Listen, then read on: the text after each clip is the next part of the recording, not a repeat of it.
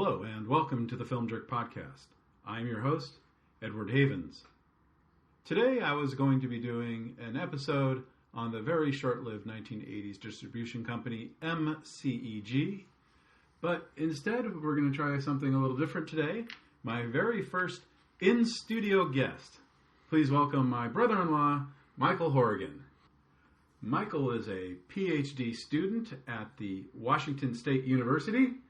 And he promises me that if I have him as a guest on my podcast, the listenership will double. Michael, challenge accepted. Okay, so why don't you tell people a little bit about yourself, sir? So I formerly worked as an attorney very briefly and decided that wasn't really working for me. And teaching appealed to me, particularly at the college level, and so that was why I went back for the PhD. And in terms of being here, I love movies, listen to the podcast. Obviously, your wife is my sister, so you and I have known each other for quite some time at this point. I mean, because I knew you before you met her, actually. So that is true. So we're going to talk about 80s movies, shockingly enough. So I threw this question to you a couple days ago to think about when you first got here, and so now here we are. Top 5 80s movies, any nationality, any year, any genre, go. Okay, so when you... That sucks. I'm kidding. Go ahead. Yeah, no. So when you threw it at me, I was uncertain how exactly to think about the question. I sort of figured, this will be really simple, right? Like top 5 movies of the 80s. You assume you kind of look at a list and it should be pretty easy to pull it. And I started to look at it and I thought to myself, if you said 10, it's probably really easy. But at 5, it becomes more of a question. And so I had to come up with some criteria to really think about, like, how did I want to approach this? And what I sort of settled on was favorites, right? The things that I come back to the most often. Right. That might not be what I would necessarily call the best films of the 80s, but the ones that resonate with me and that time and again are the ones that I want to watch when I think to myself, man, I need a movie right now that works for me. So on that level, sort of the first one that I thought of was My Neighbor Totoro. Which obviously is one from the 80s. I highly doubt it was released in the U.S. at the time. You can fill me in on that. I actually brought that up in my Trauma episode a few episodes back, that Trauma actually released Totoro in America 5 years after it was released in Japan. And in fact, because it was not a typical Trauma movie, they even created a new label called 50th Street Films in order to separate it from what the Trauma name had become in America. But if it hadn't been for the Toxic Avenger, they wouldn't have had enough money to bring Totoro to America. So, yeah, it's a Trauma movie. Not exactly what one would generally think of as a Trauma film. Nope. As you and I were discussing earlier, Trauma tends to drag up certain feelings, and Totoro sort of drags up the opposite version of those feelings. Opposite. Where I don't feel dirty about myself when I want to watch it. In fact, it's just so much of the joy of it, right? And the fact that it is this different form of storytelling to what we typically get in most Western films, where it has to be sort of antagonist driven, right? Like, there is drama, there is plot to the film, but it has that sweetness because there's never anybody who's actively out to be mean or angry, right? There aren't villains in that traditional sense. So it lacks this villains, the tension comes from just this fear of children, right? And because the movie takes that perspective, takes that child's perspective, that's okay to not have to have it because there's still enough there, right? But at the end of it, it still says it's okay to be afraid of things, but also there are things that are going to look out for us, that are going to protect us. And it's family, or in this case, it's magical beings, but like that sweetness and warmth just, I don't know, it always works for me. Like, it resonates with me, and it's why that's always been my favorite Miyazaki, right? It's not necessarily the most big, fun adventure one, right? Like, don't get me wrong, like, another 80s one of his, Castle in the Sky, right? I love Castle in the Sky, but when I'm thinking of the one I want to go back to, it's always Totoro. Yeah. It's just because that's just a warm bath of a film. Yeah, I love the movie. It's been way too long since I've seen it because there are just so many movies that I still need to catch up with. I mean, here it is, November of 2020. I love Scorsese.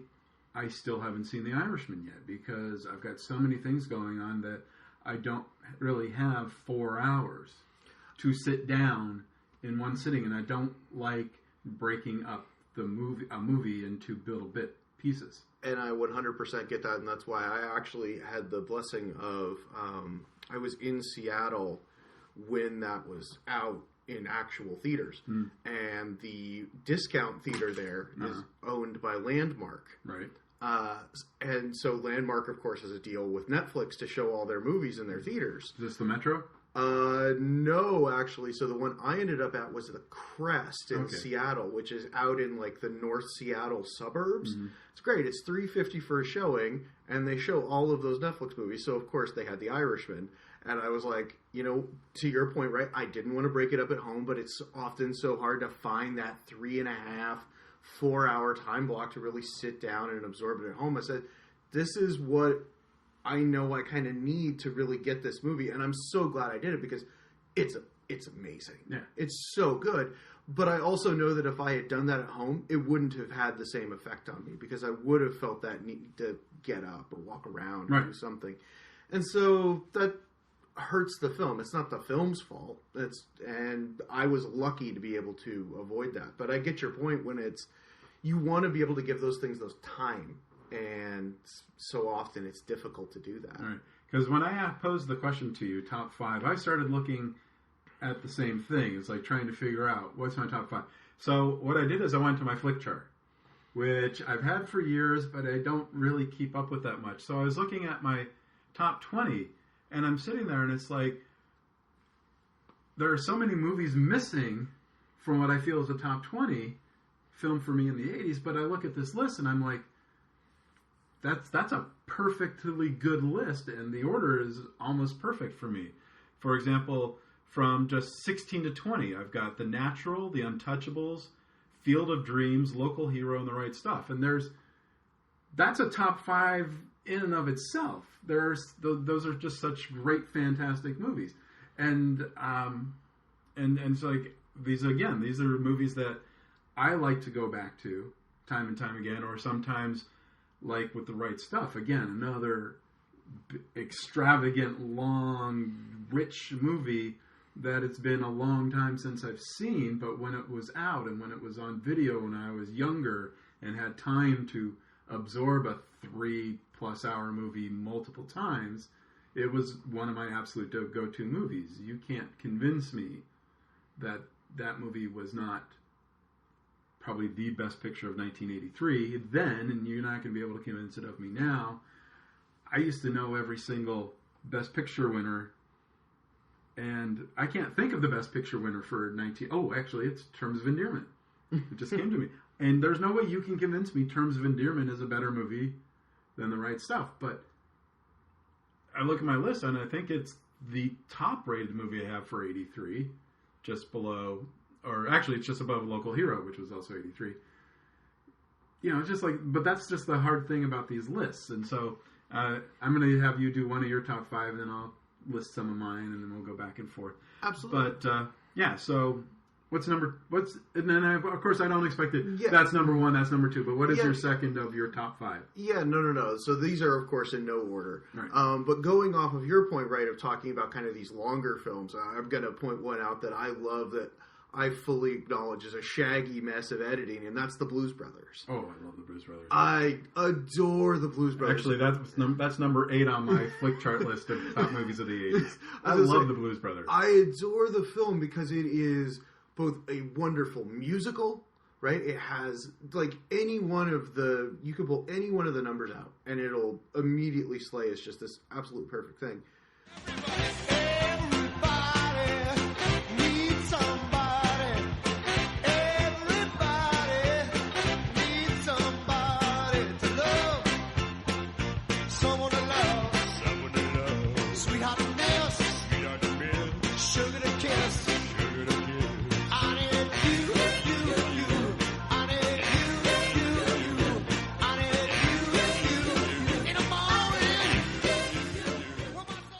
So yeah, that just goes to prove that point, right? And then you've not only got all the musical numbers, but then you've got, to be kind of blunt about it, John Landis at sort of his irresponsible height, but we haven't killed anybody yet, so it's still okay for us to laugh about. It's not funny when we get to the Twilight Zone. No. But that's the thing, right? You don't get Blues Brothers if you don't just have that willingness to be insane and be like, wouldn't it be fun if we just like crashed 20 police cars right now? Like, sort of that wild frontline energy, right? Which obviously can go too far, and we saw it go too far eventually. But there it feels like it's just that perfect storm moment where it's not too much, it's just enough. Mm-hmm. And kind of going to that point where I talk about the shagginess, the car chase portion of it is the shagginess, right? Like the ending is just, it just keeps going and building and building. Like they don't kind of know where they're going with it, but I don't know. It feels like to me they still do. And it never loses my attention even as it's doing that because it's throwing enough gags at me the whole time that I'm still on board with it. But it's not a gag machine in the way that, say, like Airplane, which was released 1980, same year. It's not that type of comedy, right? It's throwing jokes at you, but like just often enough to like pull you back in if the car chases are going a little bit long. Like, think about like the mall sequence. Yeah. Right? I love the mall sequence. Like, who doesn't? Who doesn't, right? Because what you're doing is, because there's this whole chase sequence going on through a mall. They're dodging people. They're smashing through windows and stores and stuff. And then just a random non sequitur. Oh, look, there's a sale. And, the new Buicks are in. Buicks are in. And it's just like, that's something you just do not expect, or did not expect at the time from a scene like that where, usually when there's a car chase sequence, it's all very hyped up and amped and the music is pounding and they're very serious about all the things they're doing. And here they are, these two guys in a beat up former cop car driving through a mall, and it's just another day to them. I was gonna say, it's taking that energy of a Smokey and the Bandit, right? This kind of these exploitation kind of car flicks, but that had that humor edge to them, right? Because they had Bert, right? And Bert could bring that edge. And it's saying, look, what John and Dan are going to do, especially Dan, is not what Bert does. But we're going to take that same idea, that like these guys are going to be unflappable in the middle of this and just be willing to throw jokes at you, because that keeps you on your toes as you're watching it, right? Like, you can't just be like, oh, great, another monotonous, like, I can love a great car chase scene. I mean, I love all the Fast and Furious films, so clearly I do. But that helps you to never forget ultimately the type of film you're watching. Right. For me, because I was 12 when it came out. And in my household, my dad had a humongous record collection that he'd collected over the years from the time that he was a teenager. So all of these artists that I had some exposure to, I knew who Aretha Franklin was. I just didn't know how important she was at the time. I knew who Ray Charles was. I just didn't know how important Ray Charles was. And the Blues Brothers was kind of my true introduction to all of these incredible musicians. Cab Calloway. Again, I had heard Minnie the Moocher, but how I knew Minnie the Moocher, because I was growing up in Los Angeles in the late 70s and early 80s, was actually from Oingo Boingo's version from Forbidden Zone. but I knew who Cab Calloway was, and I knew who all these artists were, but I didn't know who Steve Cropper was. I didn't know who Duck Dunn was. I didn't know who all these guys were. So that kind of led me to learning about Stax Records and the Memphis Sound and all of them, which led me to Booker T and the MGs and Sam and Dave. And it's just that's what most. It's hard to articulate, but it's just like that's what it is to me. Is that it's all of that stuff, but it was the gateway of bringing this incredible music to my attention that I may not have discovered otherwise, especially being a 12-year-old wannabe punk in Southern California, listening to KROQ and having my friends in junior high with their tapes of those OC bands and the stuff coming from Northern California like Op Ivy and the Angry Samoans. So that's where I was at the time, and then to hear all of this great blues music and just to have an extra avenue of music opened up to me that I might have been closed to otherwise. And because I was such a huge fan of Saturday Night Live and that first moment when they come out as the Blues Brothers, they had done other skits that kind of led to there, but when they come out as the Blues Brothers that first time in 1978, that was just a revelation. And so when they announced the movie, I was like, fuck yeah, I'm seeing that. And it was rated R, and my dad kind of had a thing about rated R movies at the time, but he knew how much I loved Saturday Night Live, and especially the Blues Brothers, and I had the first Blues Brothers album, got it through one of those Columbia House penny sales. Oh yeah, no, that's a lot of my father's record collection came through similar things. And so it's just like, that's what that movie means to me. More than the gags and more than those characters. It's just that bringing all that new old music to me is just something that I will treasure until the day I die. Well, and I think that is one of the powers of the film, right? Is that John and Dan cared and wanted to bring these artists forward and felt that this was an important part of, they were like, we love this music and we're doing this film to kind of celebrate this music. We know that we have that platform and we're going to use it for that.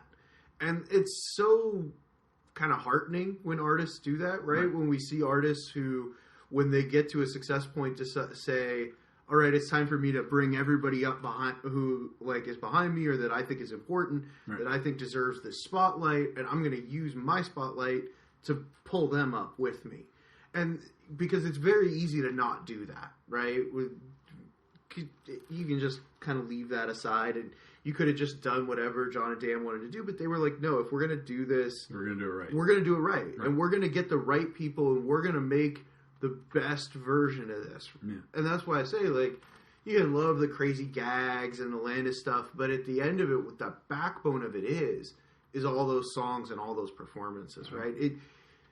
Hallelujah. Immediately with the James Brown, it's always and forever, because there's always a new 12-year-old who's putting on that movie, and good Lord, if that movie doesn't play perfectly to 12-year-old boys. That was a perfect time. That was a perfect time.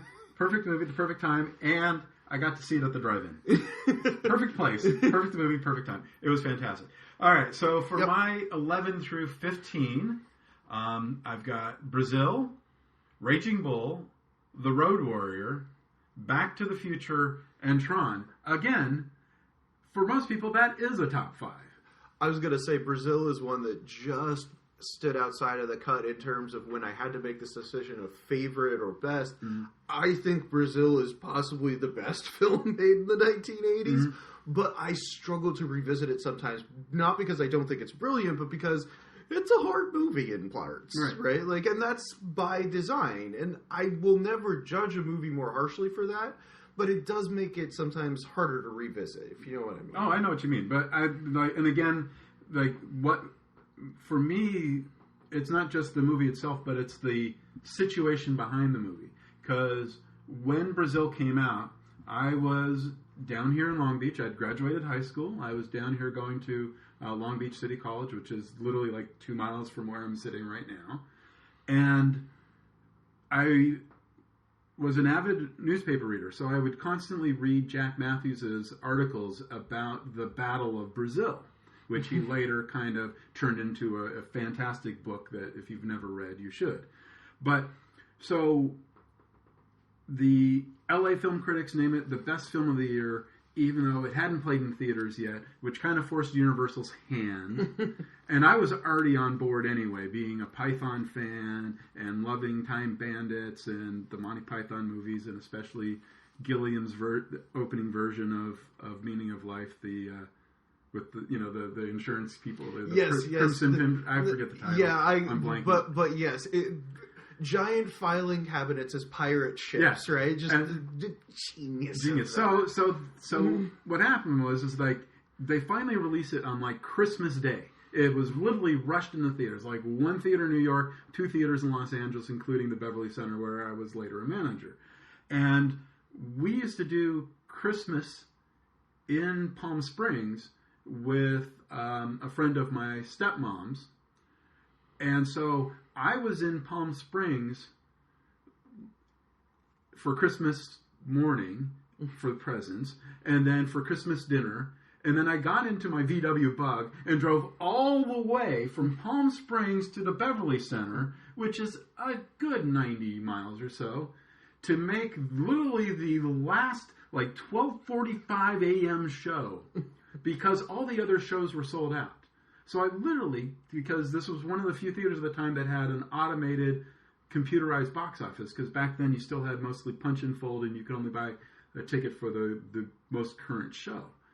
So a part of it, and then so I'm there waiting for hours in this literally abandoned, otherwise shopping center, because most of the stores are closed because it's Christmas. And the Beverly Center, the theater was on the top floor, the 8th floor of a 8-level shopping center and parking structure. So there's nothing else to do. There's no Starbucks. There was a Jerry's Deli that had an arcade next door to the theater. That was closed. So you literally just sat there doing nothing for hours. So this movie better be fucking fantastic.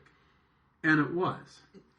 And then I went to see it again like 2 days. I saw it like 3 or 4 times in just that first week or two when it was just playing at the Beverly Center. I forget what, there was like 1 theater in Orange County and then 1 theater in New York. But it's just like, and so as soon as it came out on Criterion, Laserdisc, I bought a Laserdisc player so that I could own Brazil on Laserdisc.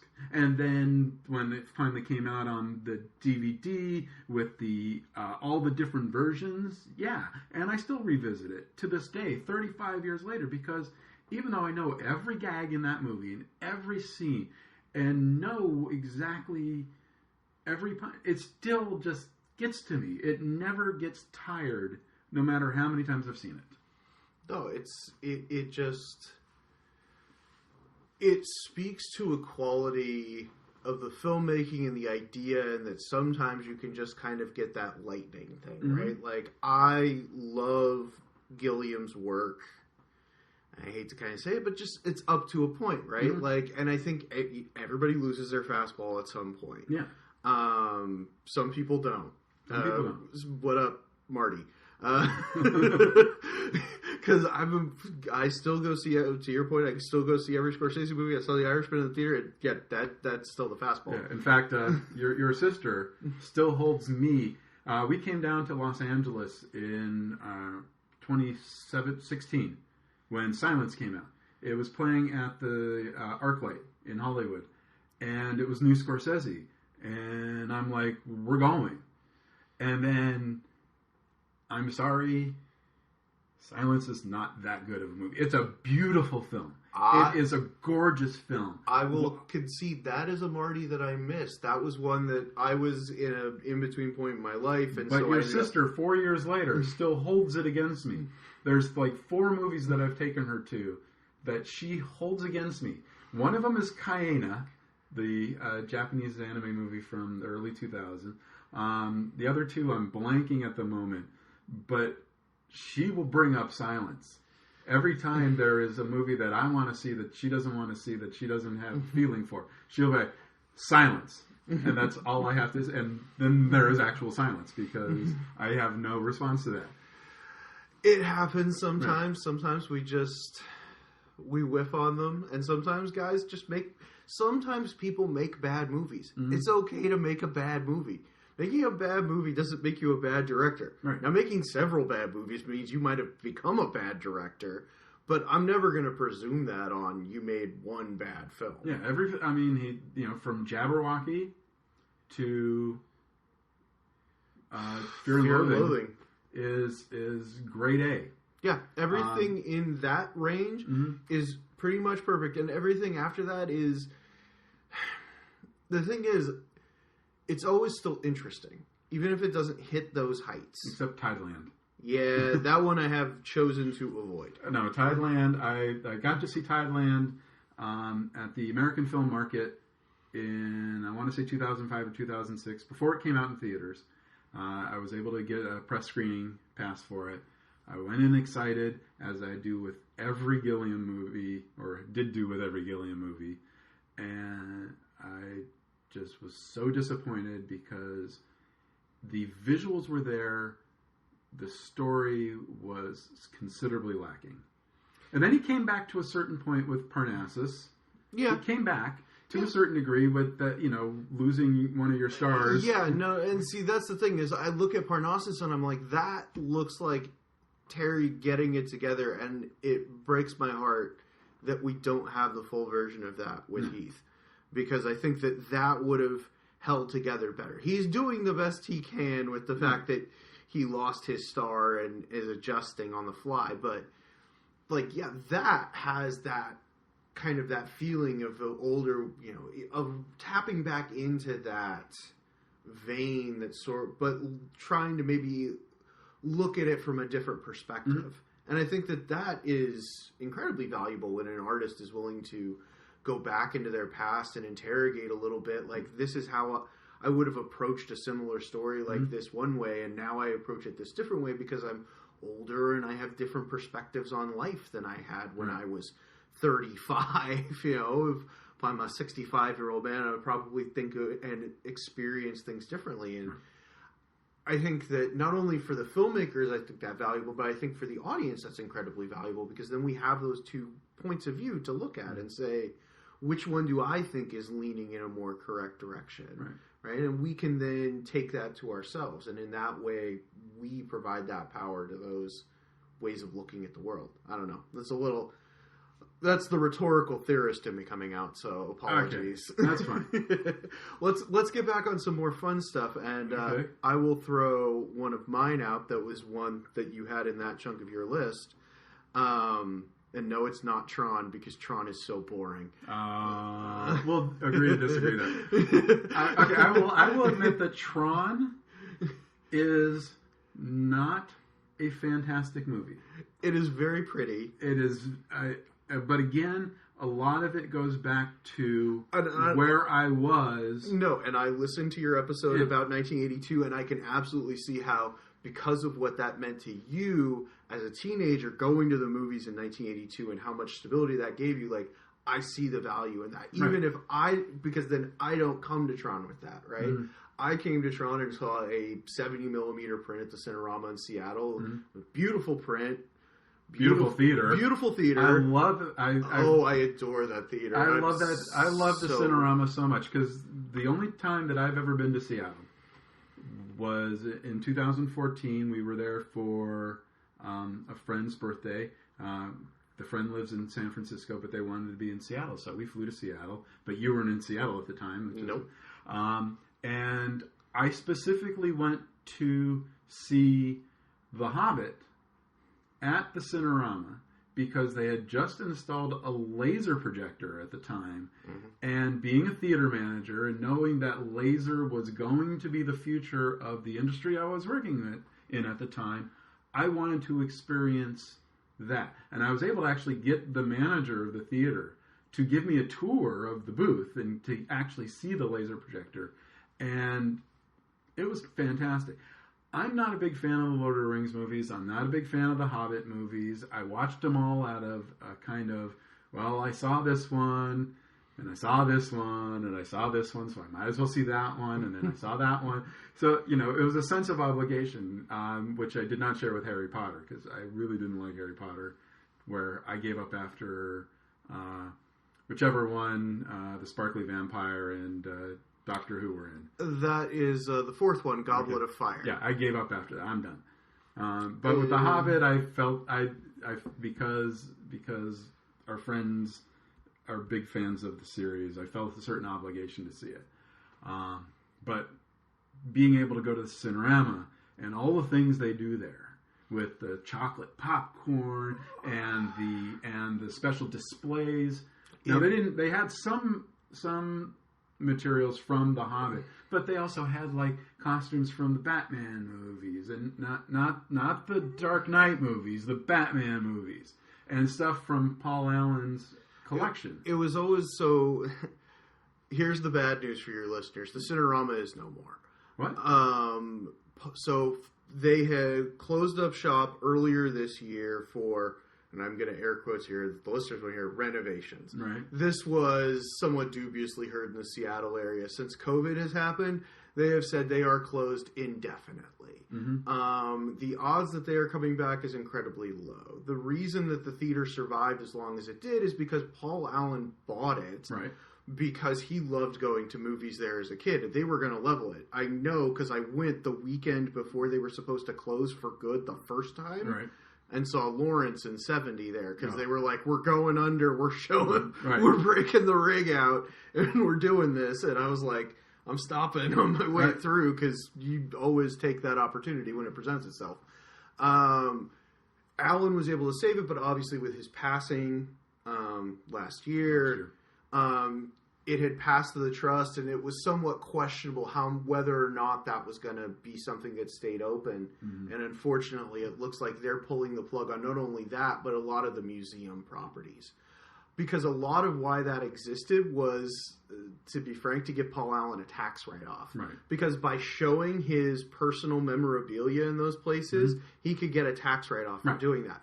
And it was great, right, to your point, as a person who would go to those movies, because then I would, they would have costumes from Planet of the Apes or from Wrath of Khan. Right. Like, I saw them show Wrath of Khan in 70mm, and the only 70mm print that exists. By the way, if you're listening and someone says they're showing that, don't go see it. It's red. I'm not kidding. It's literally tinted red because of the vault that it ended up stored in. It's got, like, sand crystals on it. Which is terrible. I think they actually have pulled that print from circulation because of that. Mm-hmm. But man, that was a fun screening otherwise, right? Like a Cinerama full of crazy Trekkies, like losing their minds for this movie, and they had costumes out there. And so, yeah, that was my absolute favorite in theater in Seattle, and there's a small part of me that hopes that closed indefinitely actually does mean they're going to try to reopen whenever the day comes that studios actually start giving real product back to theaters mm-hmm. and that they think they can be open in Seattle. But I'm not really holding my breath, which is kind of sad. I mean, I haven't been paying attention much to other locations because, I'm still waiting for my theater in Los Angeles to open. Are any theaters in Seattle open? Are any indoor theaters in Seattle City open? No, not presently. But as I said, they were closed already for renovations. Air quotes on that. And that the quotes from the people around the app that it wasn't just Cinerama, right? That it was this whole sort of wing of Vulcan, right? The company mm-hmm. that handled that stuff. That they just closed that wing of the company up. Okay. Which is usually a universal sign that they're just going to jettison all those properties. Now, we'll see what happens with that, but... Well, hopefully another angel investor comes along. I was going to say, hopefully another Seattle billionaire really loves the memories they have of going to see films there when they were a kid. But, again, I'll say... movie I actually wanted to get to was Back to the Future. Back to the Future. And how that is one that I still will always put on because we talk about, like, what is it that makes these movies resonate? And in that case, I think it's just the fact that that is one of the most perfectly fine-tuned pieces of screenwriting ever. Like, every piece of that movie sets up every other piece and pays off everything. Like, there's not anything there that's extraneous. It's all designed to deliver you some type of a payoff on some level. Right. And that goes to, and I've been listening to the Blank Check podcast, guys, and they've been doing a deep dive into Zemeckis' filmography. And I unfortunately haven't gotten to their Back to the Future episode yet, but they were talking about Romancing the Stone, also another really fun Zemeckis movie, and the fact that he went off to do that rather than make Back to the Future at the time because he wanted to keep fine-tuning it and other things. But I'm like, I think that extra time, right, those years spent working that with him and Bob Gale help you to end up with the film that you have, right? I don't think you have that if they haven't taken that time to perfect that. And that's a strength of theirs as screenwriters, right? You can even see that in Used Cars, right? I adore Used Cars. Yeah, I mean, because Used Cars shows that, right? That they've developed, even at that point, this ability to set up so many things in plain sight and then to pay them off at the end, right? The last 20 minutes of that movie is just them paying everything off that they've been giving you for the preceding hour and 20 minutes as they were telling you a pretty fun story. And Back to the Future is them perfecting that. Right. Every piece matters, and every piece is giving you something that's paying off to build this story. And inside that, you get technical marvels, and this goes to the point of a point that came up on that Romancing the Stone episode, is that they talk about that may have sort of been a point where Zemeckis figured out how to handle actors because the actors nearly murdered him on set because he wouldn't stop being like, but I need you to stand this way. Right. And they were like, but I can't act that way. And, like, I'll always be interested to see the Stoltz footage. I know you've talked about that before as well. I mean, just from the nuggets that they've put on things over the years, and it's just like, it doesn't matter what they have. You don't have to put it in any kind of cohesive storyline because there probably isn't, because of the way that filming is done, where you shoot in segments and you don't go linearly from start of the script to the end of the script. It doesn't matter. Just treat it like a bunch of deleted scenes where it's just one scene after the other. Just let us see what Stoltz was doing and let us judge for ourselves. Because no matter how good Stoltz may or may not be, Fox was perfect for that role. And I can see why they wanted him in the first place. And then when a situation came up where the not replacement, but the person that they signed, because they couldn't get Fox, when Stoltz dropped out, going back to Fox and going to Gary Goldberg and working something out so that he could do both Family Ties and the movie at the same time, you know, who knows what that did to him on a physical level. But, and, you know, maybe they could have written more episodes without Alex, or very little Alex P. Keaton, to give him more time for the movie. But there is Fox as that character is absolutely the right call. I don't care. I want to see what Stoltz was bringing to it, because Eric Stoltz, still to this day to me, is one of the best actors of his generation who never quite got his due. He seemed just much more comfortable settling into that independent route, right? He, like, I think the movie star thing was there for him if he wanted it. And I don't know if he did. And I think that's okay, right? Like, sometimes I think we have this perception of actors and how their careers are supposed to go, right? That you get those couple smaller parts and you build those into a big role and a starring role in a big picture. And I don't know that some people are always wired for that as, like, the choice that they want to make. Right. And sometimes it's not even necessarily like a Daniel Day-Lewis, I'm so deeply embedded in my craft kind of thing. It's literally just look, I like making movies at this level. I like working with people at this level. I think that I can help at a certain point, it really does become, I can help people at this level, right? Because if an Eric Stoltz is willing to be in your movie, that's going to help you get financing to actually get your fucking movie made. Right. And not to go to that point specifically, but it's like every time he shows up in a Cameron Crowe movie, it doesn't matter what he's doing. It just puts a smile on my face, because, obviously he had that very small role in Fast Times. He was the star of Wildlife. And then he had a small role in Say Anything, a small role in Singles, and he just kept showing up. And then when he's not in a Cameron Crowe movie, it's kind of disappointing, no matter how good the film is. And again, Crowe's another, and Zemeckis is another, who, just like right out of the gate as a filmmaker was fantastic. And then they hit a certain plateau and they kind of just lost it. And I think that Zemeckis is maybe a little more interesting than Crowe in the sense that I think Crowe kind of lost it, but he's settled into something that he's comfortable doing, right? I mean, there's no Crowe movie that I hate. I mean, even Aloha. I can admit it is his least movie. And I can admit it's not a great movie. But there's a lot of interesting things. And the whole controversy about Emma Stone's characters, genealogy, whatever, that didn't bother me because that's not what the movie was about so much. But there's enough of those Cameron Crowe moments with Baldwin and with her and with all the and I'm not a big fan of Bradley Cooper. This is probably one of the Bradley Cooper movies I actually like.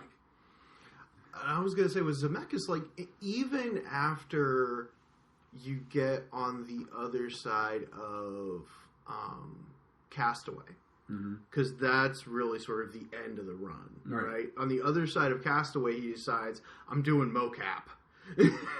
Right? Like, the mocap movies come pretty much right after that. And then that's basically where he stops being as important, I feel like, but he's always interesting, right? Because and it makes sense to me why he ended up in that, because to that point of Romancing the Stone, right? He's telling the actors to end up, or just like only caring that you hit your spot at this point. Right. And you have to hit that spot, and if you don't hit that spot, the shot's wrong. And he's always been hung up on that technical end. And so I think that he moved in that direction, that mocap direction, because that was what he was always going to be fascinated by. And I think that's still, you can even see that in something like Welcome to Marwen, right? Like, which I never saw. I haven't seen it either, but I can even just look at the trailers and be like, this is a dude who is interested in pushing boundaries and doing things, but like is also still a deeply sort of idiosyncratic, he is himself, right? He still writes his own stuff in a lot of ways. I mean, to be completely honest, I couldn't even tell you the last Zemeckis movie I've seen in theaters, on video. I honestly, I'm sitting here racking my brain. I can literally tell you that it was Castaway for me. Yeah, I haven't seen Castaway. I haven't seen What Lies Beneath. You should see that. But there was a certain point, and it's Forrest Gump. I hated Forrest Gump so much that it just turned me off of him forever. And I know he made a movie after that I saw. Was it Contact? Did he make Contact? He made Contact. Okay, Contact was a good movie. Contact is the follow-up to Forrest Gump, and Contact is a great film. Yeah, but it's just like, but even after that, I just like nothing he made after Contact kind of interested me. And Forrest Gump, still to this day, holds such a deep hatred in my soul. There are so many things that are wrong with that movie on so many levels. There are entire sequences that you can pull out of that movie, and the only thing you'd lose is running time. I'm not going to disagree with you. It's been many years since I revisited Forrest Gump, and that's a very intentional choice on my part, right? Like, I revisit a lot of Zemeckis movies. I deeply miss, and this goes to a point that the Blank Check guys brought up, is I miss this idea of Zemeckis before he became this Oscar guy, right? When Zemeckis was cranking out things like Back to the Future or even I'll go with one of my favorite deep cuts, Death Becomes Her, which I'm getting the look from you that you're not as deeply in love. Well, one of the things about working at a theater that when you're playing back then, you would play movies for months. Yes. And so, but the thing is that when I saw Death Becomes Her, I don't know what it was. It just did not appeal to me. And so, but the thing is that because I'm working at a theater, I have the opportunity to go into a theater for 15, 30 minutes at a time if I'm on a break, and I can, dissect what it is. The first time I saw Unforgiven, I was so bored by it that I actually sat in the back of it. The theater was empty. I saw it in Marina Del Rey. And the theater, and this was when I was a smoker, I literally would just kind of sit in the back row and I would just smoke. I was just smoking in the theater, which you're not supposed to do. And I was just bored, so bored that I would just kept smoking. And it's like, I want to die now. and years later I revisited Unforgiven, but my theater didn't play Unforgiven because at the Beverly Center, where I was at the time, we had a theater across the street, which was a general cinema called the Beverly Connection. They played Unforgiven. We didn't. So I only saw Unforgiven the one time. I never had a chance to kind of go in and dissect it. But then there would be times where I'd have a movie like Bob Roberts, where I loved Bob Roberts the first time I saw it, and I'd be able to time, knowing the movie. I saw parts of it so many times. I knew exactly when certain bits would be coming on, and I'd kind of sneak over to that theater, pop my head in for 5 minutes, and wait for that gag that just interested me, or the song bit, because those songs for Bob Roberts, I know it's a 1992 movie, but that's one of the things that was great about working in movie theaters, that you could really dissect scenes, and so if you were playing a Back to the Future, you were playing even a Star Trek 4, which I'm not a big fan of, but there were scenes in the movie that I genuinely enjoyed, and then I'd okay, I know when that scene's coming up, and pop my head in there and watch it. I know that's going way off track, but with Zemeckis, it's just, a couple of years ago, I was taking a movie back to the library that we had, checked out, and they were having a big, how libraries from time to time have a big sale, yeah, they're just getting rid of merchandise, yeah, and so I was looking at the DVDs, and I was just kind of, and then I saw I Want to Hold Your Hand. Now, this was the older Universal release, not the newer Criterion release. Yeah. Or maybe they were getting rid of it because the Criterion was coming out. But come on, I Want to Hold Your Hand for a quarter? Yeah, no. I mean, as one of those, difficult things to get your hands on. Yeah. And it, again, goes to that point of Zemeckis comes out of the gate and he has this perfectly formed idea of how to be a visual filmmaker, how to tell stories, how to do comedy. Yeah. And then just at a certain point, he abandons that in this sort of misguided view of Oscar cinema or respectable cinema, and it's trying to push a boundary, or then when he doesn't get that. Oh, that's it. The last Zemeckis movie I saw was Polar Express, and damn, that movie was no matter how much of a technical marvel it may have been, it just was not good. And that's the thing, right? I think that he gets that Forrest Gump high, and he tries to do these number of films that are supposed to be these serious sort of award contender films. He cranks them out one right after another. In Contact, What Lies Beneath, and especially Castaway, right? Castaway is the big shot at it, and he gets rebuffed by the Academy repeatedly by that, and so he says, to hell with this, and then just commits to this technical filmmaking. And meanwhile... wait, hold on. See, this is the thing, is that now we're talking about it, it's no, Beowulf. I actually saw Beowulf, and again... That predates Polar Express. That's actually... No, because I saw Polar Express when Cassie and I were living in New York, and then I saw Beowulf at what's now the Rave 18, but when then was still the Cinema Deluxe, National Amusements, in 2007, because that was a special NATO screening for NATO members, and but just but that's how much I've dismissed Zemeckis in my mind as a filmmaker after Forrest Gump, is that I can't even remember the movies I've seen of his until we're talking about it.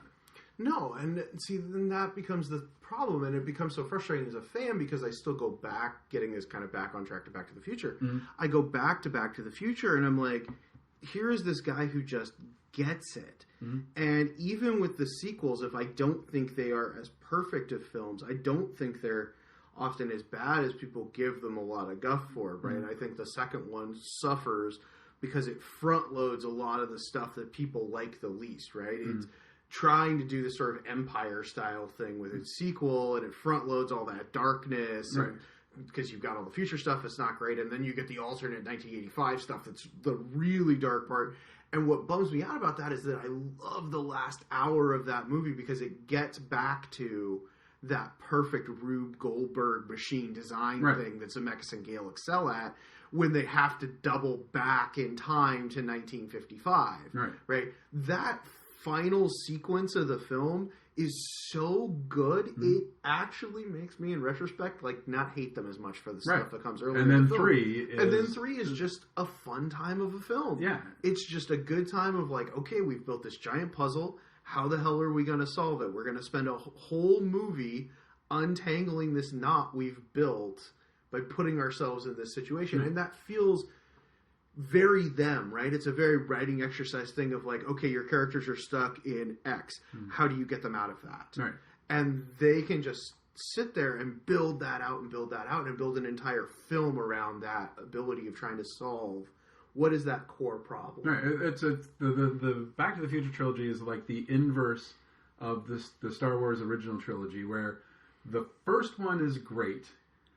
The second one, of course, Empire is the best of the Star Wars movies, and Back to the Future is the least.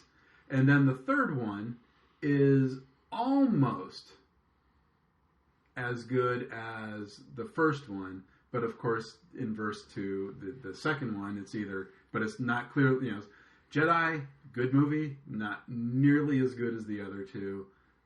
Back to the Future 3, very good movie. A lot better than 2, not quite as good as 1. And I think that it suffered, and I think it really does suffer from this idea that I think they really did want to take it in a different direction, and I don't know that the audience wanted to go there with them. And I forgive them for that in hindsight, but I also remember seeing it as a kid, because that released by the time that I was old enough, I was going to movies. Right. And yeah, alternate 1985 scared the crap out of me. Yeah. Like, I didn't like that. Like, why was George dead? But now, in hindsight, I get what they're going for as filmmakers, but I also understand why the audience got turned off by that, because Back to the Future is not that in any way, right? It is this bright, shiny, gleaming love letter to the 50s, and also is this perfect adventure, like, dopamine machine, because it's paying things off for you constantly. Back to the Future is a chocolate sundae. Back to the Future 2 is like the darkest espresso with absolutely no sugar or anything else. It's just the most bitter, darkest drink. And then you get Back to 3, which is maybe the same sundae, but maybe they didn't put enough chocolate syrup on it. Yeah, but it's just like it's such a tonal shift. And yeah, it might have been necessary to get from A to B to C, but maybe it was a little too dark. It feels more like the guys who made used cars showed up to make Back to the Future 2, because they've got a real dark view on people. Yeah. And it's weird because their stuff goes back and forth on that, right? Like, I Want to Hold Your Hand, very sweet. Used cars, very not sweet. Like, sweet in its own way, but very cynical about the world. Back to the Future, very positive, upbeat. Back to the Future, a bit more cynical. Back to the Future 3, much more upbeat. Death Becomes Her, again, very cynical as a film. Right. And then we just get into the weird Oscar baity stuff that's not really of that chunk. And that's the filmmaker I miss. Mm-hmm. And that's the filmmaker that I love seeing when I go back and I watch Back to the Future. Okay. And know that that's there for me as something that will always put me in the right mood, right? That it delivers at just the right set pieces. I'll even forgive it. It's casual racism for allowing a white boy to invent rock and roll. Yeah. All right, so my number 6 through 10 list, according to Flick Charts, Raiders of the Lost Ark. Strangely and sadly, at this time, the only foreign movie on my list, Wings of Desire, number 7. Yeah. Again, Blues Brothers at 8. Say Anything at number 9. And a Marty movie, but not the highest rated Marty movie, The Last Temptation of Christ. I'm not going to fight you on that. I'm also definitely not going to fight you on Wings of Desire, which I think is genius. I think that both get at these ideas of spirituality and the questions that we ask of ourselves, right? Like, obviously, Marty's always been very consumed by that, and I think that Wenders is interested in it, but he's also interested in it as a way of... It really struck me. So I watched Wings of Desire very recently, within the last couple of years, for the very first time, and it struck me how much it was this letter of a city that would shortly never be the same, right? That it's this amazing snapshot of Berlin right before the wall comes down. Right. And you get this idea that he can feel that too, right? That that's just part of the undercurrent of all this. And so we're asking, like, what does this change mean in life, and applying the spirituality to that. I guess why it works so deeply for me. But then you get the fun of the Peter Falk. Yeah. Right? Like, and that helps to leaven that, like, you're having those big, deep, serious thoughts, and then it's like, and here's a man being like, it's just down to the coat. Right. I mean, and for me, I find it kind of strange that I have those two movies amongst my top 10, because I am an atheist. So I am not responding to the religious aspects of Last Temptation. I know the stories, because even though I've been an atheist most of my life, I was never a Catholic or a Christian or whatever, but I've read enough of the Bible to know the stories. What I'm responding to with both movies are the visuals and the sound design and the music and the general story. And, for me, whatever Jesus' last temptation was is almost immaterial to me because of my lack of religious doctrine. But I hear the Peter Gabriel music, and again, and also part of it is takes me back to that first show, which I've talked about, I think, on a previous episode, where, just the insanity of driving from Santa Cruz to San Francisco, which is a 90-mile drive, at 4 a.m. to make sure we are the first in line to see it on that first show, that first day, and then even getting there at 5:30 in the morning, discovering we're not the first in line, and then the absolute madness of the circus. I don't know if you've ever seen footage of the protests outside of specifically the North Point Theater in San Francisco, which is where me and Randy and Dave and my friends saw it. But it's just and then going into the theater and seeing the first 4 rows of the theater completely blocked off, and literally 20 security guards standing between the front 4 rows that are blocked off and the screen, because there were legitimate threats of violence made to the theater. They're going to come and slash the screen. They're going to burn the theater down. God is going to smite everybody in the building. And then watching this beautiful love story to a deity, because that's what it is. I mean, Scorsese clearly loves Jesus. Oh, and I was going to say, right, like, to your point, you're rattling off all of the things that we all famously know as the protests and the vitriol towards the film. Yeah. And the vitriol is so misplaced because, and I will say, I'm presently what I would call a secular humanist, but I was raised Catholic, right? I did the whole thing. And so I tap into that, and I get where Scorsese is coming from with that as your background and iconography that is just imbued in your soul, really, right? Even if I don't actively think about it, right? Even just that kind of iconography and imagery is going to end up evoking that. Right. And I can tell that he's trying to evoke that, but to your point, he's evoking it in a very loving way. That film ultimately is a celebration of this idea that Jesus could have had all these things and gives them up in the end because he understands the power and the necessity of that to save people, and that is the more worthy thing, and that the film is communicating that to you as well, and saying this person is to be valued because he made this sacrifice. Right. That this idea that it has to be blasphemous because it shows this version of Jesus with children and a family, that ultimately undergirds the sacrifice that makes him even greater as a deity or a person, right? Like, as a person inside the story that the film is telling, or if you're a person of a religious belief, as Scorsese is, that's what he's trying to say. And people who were protesting or protested the novel just missed that point of the story. And that film was one of my dad's favorite movies. And he was similar to me, raised Catholic. And when it came out in the 80s, it really impacted him because he was very lapsed in his faith.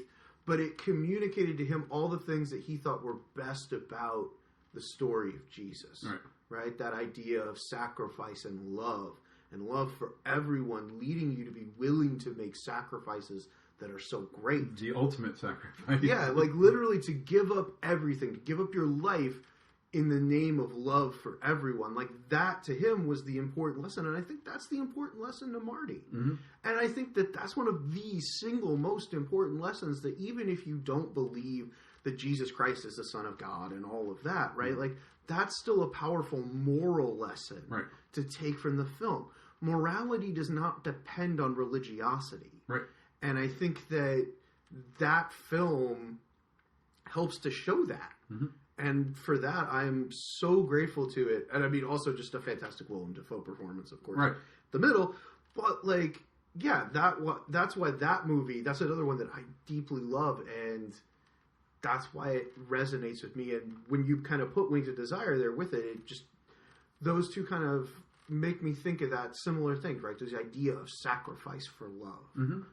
And that as a high moral calling. I think that has value, and I think that those films are both beautiful and moving representations of that. Right? It's been years since I've seen Last Temptation, just because I have so many other movies to catch up on. But again, it's one of those movies that might not resonate with me on the level that Scorsese intended. But it still resonates me because there are universal truths within that story that are not dependent upon a specific religious viewpoint. No. And that's why it will still be, no matter how long I'm still around, it will still be one of my favorite Scorseses. There's, you know, and not because of what Scorsese intended, but because of those universal aspects.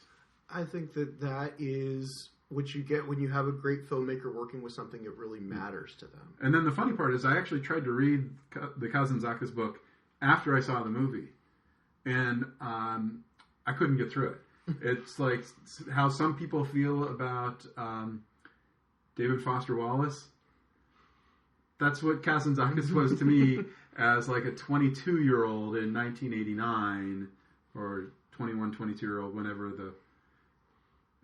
I read the book after the movie. It's just like, it was just this unpenetrable wall because maybe it was because it was translated from Greek and maybe the wording was different, but I don't know. But again, because I am not a religious person, I've never been a religious person, whatever Scorsese was able to pull out of the book that appealed to him, I couldn't, it was a wall. And there's a bunch of books that are very famous books that, again, there's just a wall that I hit that I can't penetrate. Some things are like that. I ran into a similar situation with the original book of Trainspotting, the Irvine Welsh. Right. Because it's got... have you ever read it? No. So it is written in a style that I would best describe as a Cormac McCarthy style of writing, which is to say that it is done in appropriate vernacular. And if you've ever tried to read a thick-ass Scottish accent, let me tell you, it's not a pleasant experience. Basically, you have to figure it all out phonetically in your head as you do it. Right. So that was basically why I walled into that book, because I'm like, this is great, and I'm getting a lot from it, but I think I'm just going to go with Danny Boyle's version because I can put on subtitles and understand what they're saying. Right. I'm struggling with you writing this out. Yeah, I mean, I remember, I loved Trainspotting, the movie, when it came out. And when Criterion released it on Laserdisc, like a year later, it actually came with a 2-page, like, translation. So that, so you could understand not only what they were saying, but what it meant. Because for whatever reason, Miramax and Criterion felt that maybe the movie was too Scottish for the audiences to understand, even though the movie had already come out and already been a hit. I was going to say, so they gave you the Dune vocabulary sheet? They gave you the Dune vocabulary sheet. Exactly. But I don't know, but not with the VHS, but only with the Criterion Laserdisc. Yeah, not to the general audience, but to the very hyper-specific audience. Very hyper-specific. Unlike the Dune vocabulary sheet where we just gave that to every ticket buyer, which, are we going to be doing that again next year? I don't care. I do. I deeply care. And again, Dune is another one of those books that, I could not penetrate it. I didn't care about any of the characters. I didn't care about any of the situations. It was all, and I understand that a lot of it is allegory and metaphor. I just did not care. And then I saw Lynch's version in '84. Opening night, 7:00 show, 41st Avenue Playhouse in Capitola. I was a senior in high school. I went with my friends, and I go and buy my ticket. I don't know, $5 or $6 at the time, and I've got to do some fucking homework before the movie. I got 15 minutes to read all of this shit before the lights go down and the curtain opens, and even during the movie. Now back then, remember, we didn't have cell phones and with flashlights, so I'd be like churning around to use the light reflected from the screen to look something up during the movie, because again, I'm just like, what the fuck is going on here? And then I watched it right there on that TV that's next to us 2 months ago, and without the benefit of the sheet, and all I could do was, I went back to that 17-year-old who was pissed off about having to fucking study before he watched a fucking movie.